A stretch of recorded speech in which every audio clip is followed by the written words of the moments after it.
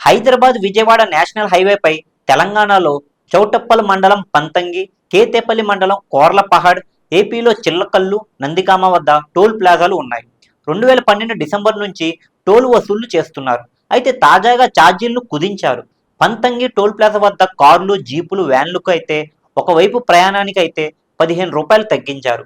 Light weight వాహనాలకు ఒకవైపు ప్రయాణానికి రూ. 25, ఇరువైపుల కలిపి రూ. 40, బస్సు ట్రక్కులకు ఒకవైపు ప్రయాణానికి రూ. 50, ఇరువైపుల కలిపి రూ. 75 వరకు తగ్గించారు.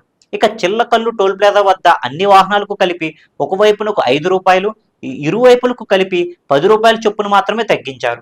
24 గంటలలోపు తిరుగు ప్రయాణం చేస్తే అన్ని రకాల వాహనాలకు టోల్ ఛార్జీల్లో 25% మినహాయింపు లభిస్తుంది.